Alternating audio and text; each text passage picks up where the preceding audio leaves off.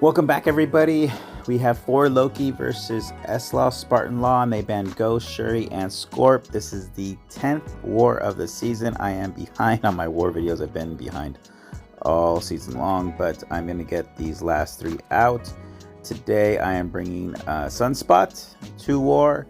I am also bringing Photon, and of course, I'm going to select the tactic, even though it doesn't apply. And I'm going to be taking in America Chavez. So I have a short war, but that's because I am bringing in Sunspot basically to handle a Bullseye mini on the Vigilance node. So we'll be going path 8 in section 1. I'll be taking that Adam Warlock with America Chavez. She's great for him because he has passive power gain, and with a couple negative zones, she really kind of shuts that off completely. She actually reverses it. So even 1 is actually enough because his power gain isn't that bad. Now I'll be taking that long shot, which I love Photon for. I won't be taking the Storm X because Steve will be taking that with APOC to fully ramp for a horseman he's going to place on this Bullseye for me. So quick fights, let's get into it. First off, I'll be taking this Adam Warlock, and the plan basically here is every time you knock him down, he gains a buff, and then he can crit through the block. Adam Warlock, obviously, after he gains his sovereignty buff, he can't you can't parry him. He reduces your ability accuracy to parry. So I really just want to bait SB1s and keep 2 negative zones up. I don't really need more, and that's really just to allow me to bait the SB1, and so he doesn't keep shooting to more bars of power. As this fight goes on, you see that I don't land the first parry, but he throws a heavy, and I don't want to take any hits into my block because then he will go unblockable. So there he gets that cruelty, and I get 2 negative zones, and I'm watching this counter. It's at 13, and yeah, I just wanted him to throw this, and at this point that buff is also causing me to hit a little bit harder. So I'm going to knock him down again.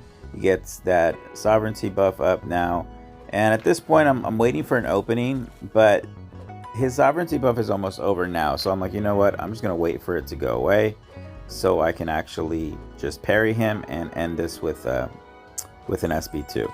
And that's literally what I did right here, and it's over. So easy peasy lemon squeezy. She really makes Adam Warlock a cakewalk.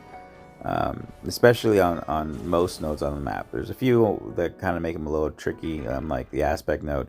But for this long shot, now this long shot, he builds karma, and the way he builds karma is when you dex, and there's other abilities that he has. But the way you remove karma is by placing a non-damaging debuff on him.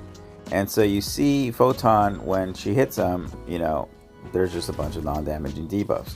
So the plan basically here is I don't want to dex at all if I can avoid it. She does actually reverse MD with her Petrify, so that's really clutch. So I can dex, but I just don't want to feed any of his abilities. So if I can just block or parry the SB1, she's bleed immune, then I will. I don't want to push him to an SB2 because she is not incinerate immune.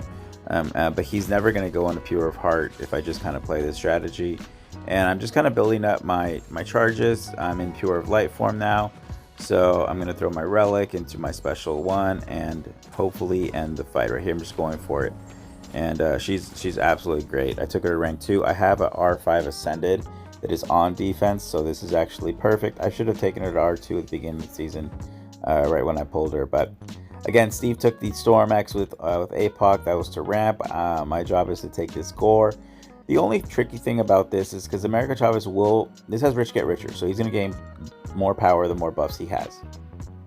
She's going to reverse the power gain with her negative zones. So I need to land my first parry because you see he can apply debuffs, damaging debuffs every time I make contact with him. So I only want about 2 negative zones, and then I want to bait SB1s. I don't want to reverse his power gain too much to the point to where I don't have an opening, because I'm using the SB1 as an opening, and the power efficiency actually works in my favor because he dumped some of his power, but not all of it. So I can hit him and push him over a bar and be good. And at this point, he's within the kill shot. I can get to my relic, so I want to bait this SB1.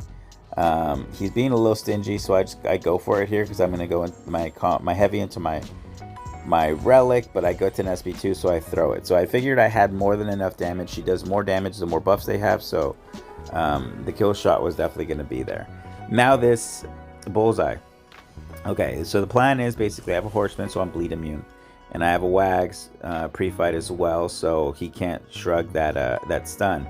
And I'm using power backs, only 12% because I want more damage, but 150 because he's going to do a ton of damage to shoot me red anyways. But I'm running max recoil and bleed, and the plan is basically to power start 1 and throw the SB1 and take the 10% recoil damage and then heal it back with willpower from the bleed that I have.